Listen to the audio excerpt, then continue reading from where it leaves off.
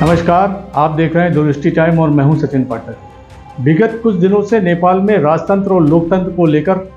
विरोध होता हुआ नजर आ रहा है। इसी पर चर्चा के लिए हमारे साथ में है बरेली कॉलेज की प्रोफेसर डॉक्टर नीलम गुप्ता जी। आइए उनसे जानते हैं कि इस विरोध के कारण क्या हैं और इस विरोध का भारत पर क्या असर पड़ेगा। इसी पर पेश है हमारी खास रिपोर्ट। मैम, आपसे जानना चाहूँगा कि नेपाल में जो आजकल विद्रोह चल रहा है राजतंत्र और लोकतंत्र को लेकर, तो वो विद्रोह का कारण क्या है और उसका इतिहास क्या है, इस विषय में थोड़ा सा जानकारी। जी, नेपाल में फिर से राजशाही लाने के लिए इस समय जो एक सड़कों पे लोग उतरे हैं उसमें हिंसा भी हुई है और कुछ लोग मारे भी गए हैं। जो वहाँ की सरकार है उसने जो जिन राजा को लाने की बात हो रही है उनके खिलाफ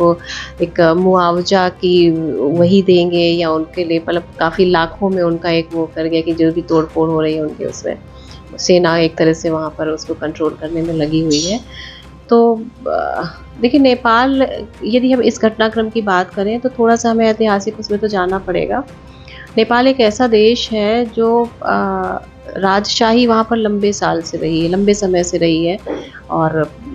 पुराना एक इतिहास रहा है और कहते हैं 250 साल से ज़्यादा तो राजशाही चली ही वहाँ पर। और ये माना जाता है कि 2008 के बाद से फिर एक चुनी हुई वो और लोकतांत्रिक व्यवस्था की जो बातें की शुरुआत हुई वो उसके बाद से मानी जाती है। और अब हम 2025 में हैं, तो 2008 से लेकर यदि हम 2025 की बात करें तो 17 साल का लगभग ये टेन्योर है। और इन 17 सालों में वहाँ पर लगभग 13 जो सरकारें हैं वो बदल चुकी हैं। तो 17 साल में 13 सरकारें या 13 जो वहाँ के प्रधानमंत्री हो चुके हैं, तो इस तरीके से ये जो एक अस्थिरता का माहौल है, हो सकता है कहीं ना कहीं उससे जो है लोगों का मोह भंग हुआ है कि कहीं ना कहीं हमने एक हमारे देश के लिए ये जो व्यवस्था है वो सही नहीं है। और या एक मन में भाव कुछ एक लंबा इतिहास, मैंने कहा ना कि इतिहास में थोड़ा सा जाना पड़ेगा, तो लोगों के मन में कहीं ना कहीं ये भाव तो आया ही हुआ है कि हम जिन्हें चुन रहे हैं, मतलब भाई लोकतंत्र हम ये कहते तो ही है कि जनता का शासन है,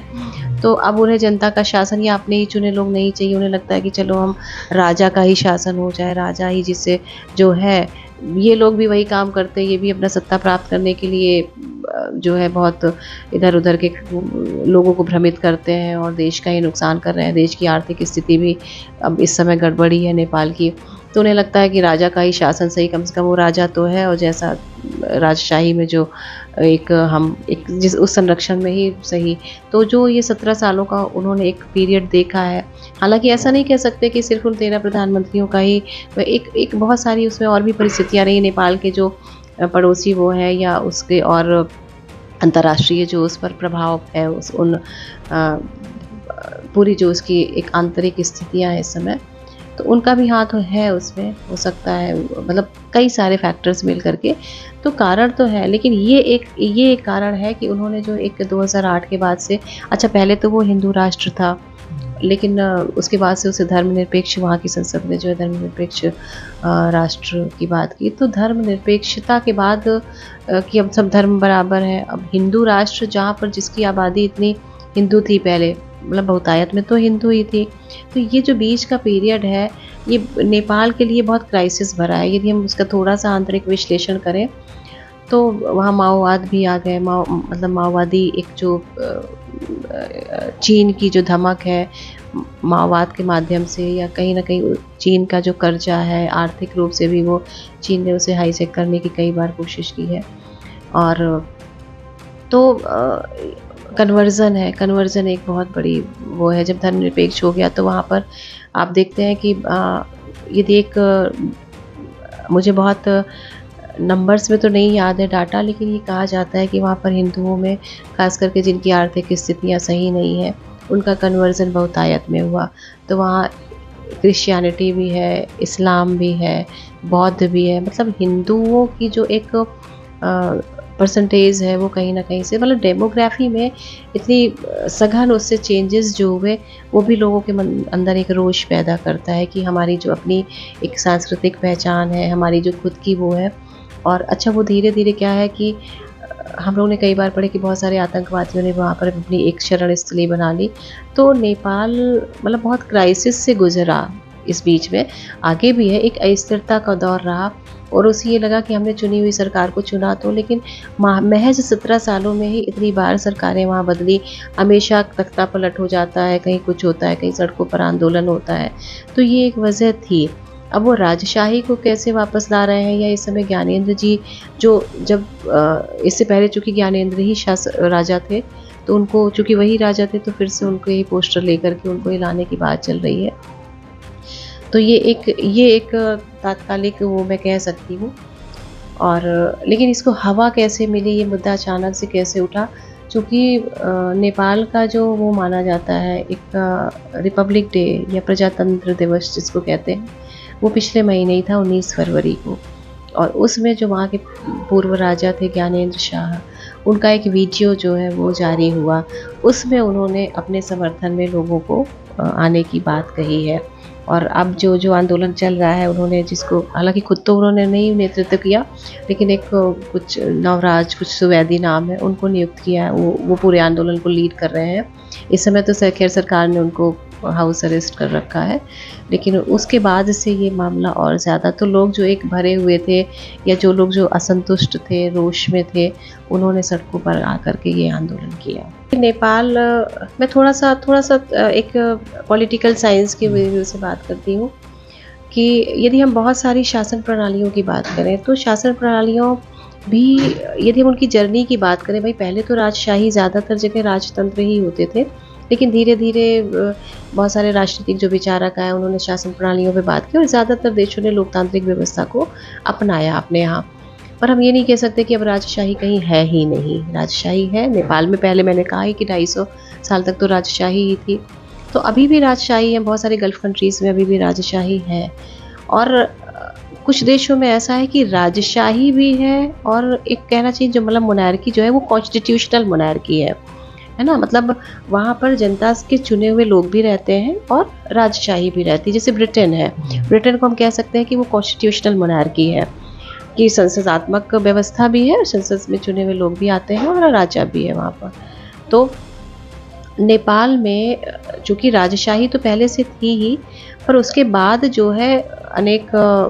ये माना जाता है कि वहाँ शुरू से शाह वंश का शासक रहे हैं। फिर बीच में आया सेना के कुछ एक राणा वंश आया, तो उसने जो है तख्ता पलट किया। लेकिन उसमें क्या हुआ कि शासन तो शाह का ही रहा, लेकिन उनका प्रधानमंत्रित्व जो है वो राणा वंशज के हो गए। तो इस तरीके से क्या हुआ कि शासक राजा भी रहा और उनका जो है एक प्रधानमंत्री भी रहा। फिर लंबा एक समय आया, उसके बाद जो है राणा वंश को ख़त्म ही हो गया, शाह वंश का ही राजा भी होता था, उन्हीं का प्रधानमंत्री होता था।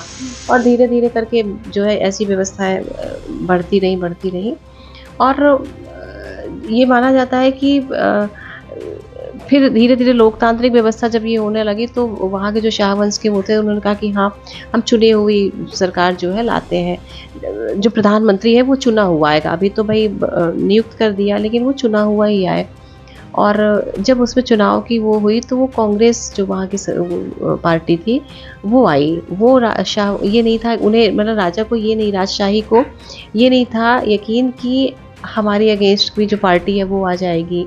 या तो उन्होंने क्या किया कि फिर सारी पार्टीज़ में बैन लगा दिया। तो उसके कारण विद्रोह हुआ, मतलब एक जो विद्रोह की फिर धीरे धीरे वो शुरू हुई। तो वो कैसे राजशाही के अगेंस्ट में, मतलब हम लोकतंत्र की तरफ कैसे जो है लोगों ने अपना रुझान वो किया, राजशाही से कैसे, भाई राजशाही तो थी, अभी हम कह रहे हैं ना कि वो राजशाही को फिर से लाने की बात कर रहे हैं, तो पहले से ही राजशाही थी, लेकिन राजशाही से वो लोकतांत्रिक व्यवस्था की तरफ कैसे आए। तो उन्होंने जब सारी पार्टीज़ में बैन लगाया, फिर धीरे धीरे ये हुआ कि नहीं,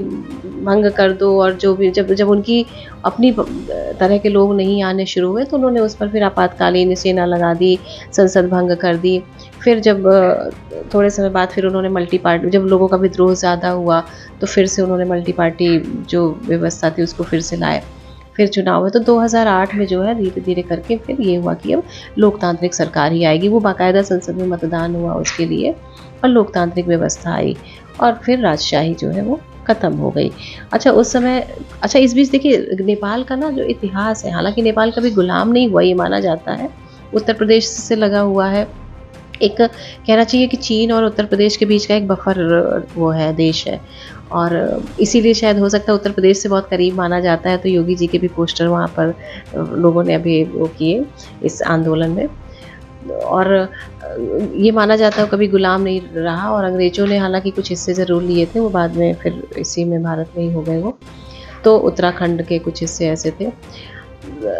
तो लेकिन उसके बाद से नेपाल में हमेशा ऐसा एक अस्थिरता का दौर रहा। राजशाही में भी हालांकि वो रहा, लेकिन राजशाही में ऐसा होता है। और 2001 की घटना है या बीच की किसी ईयर की घटना है ये, कि जब वहाँ पर राजशाही परिवार के ही कई व्यक्तियों की हत्या हो गई थी, और वो राजशाही परिवार के ही किए थे। ये कहा जाता है कि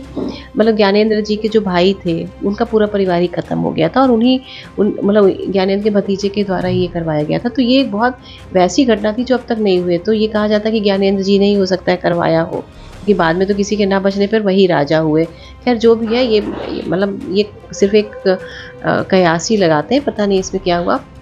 तो इस तरीके की जो चीज़ें हुई, फिर उसके बाद जब 2008 में एक तरह से लोकतांत्रिक व्यवस्था आ गई, सिर्फ राजशाही की इस तरीके की एक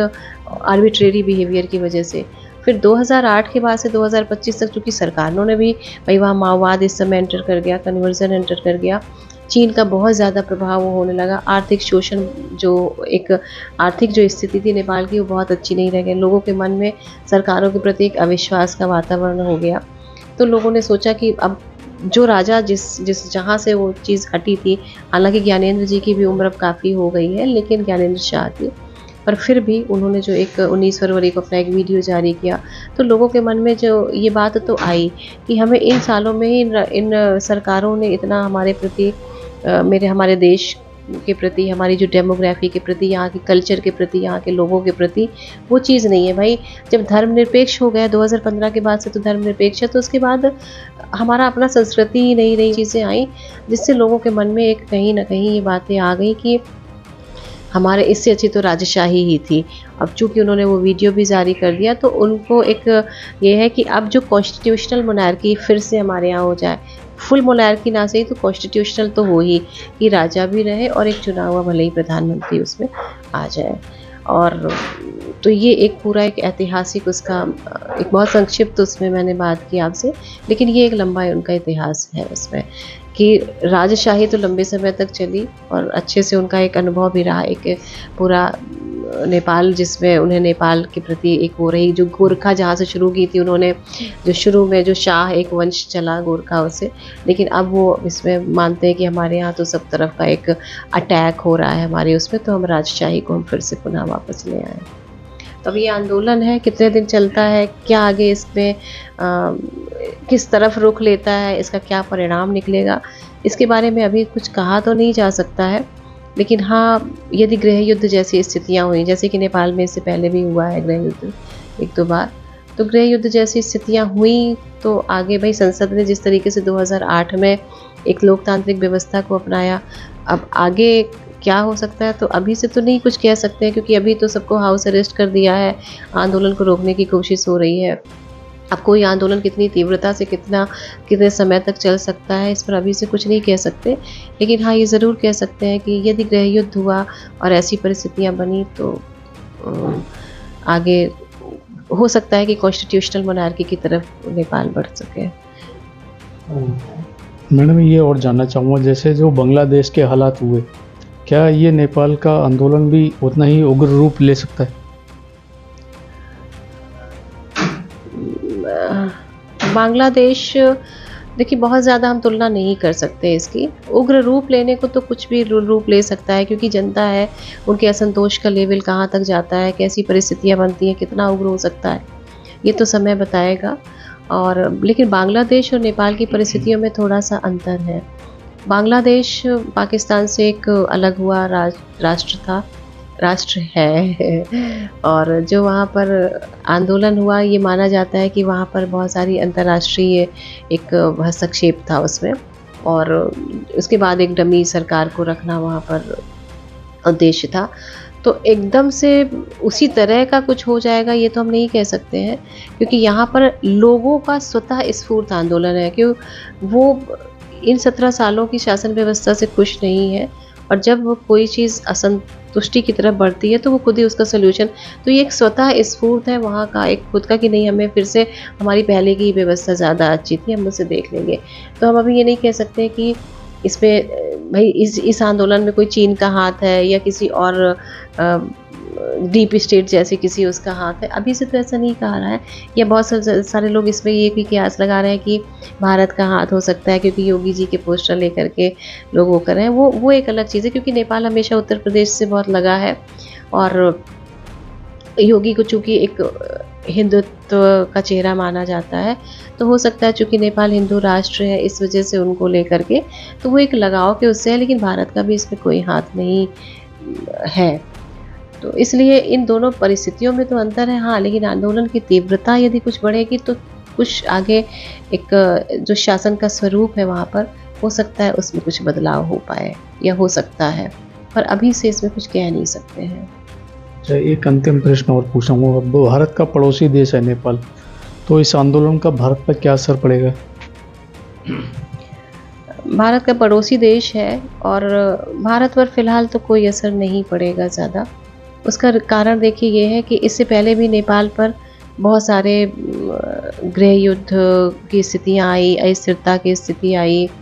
और राजशाही को ख़त्म करके प्रजातांत्रिक व्यवस्था आई,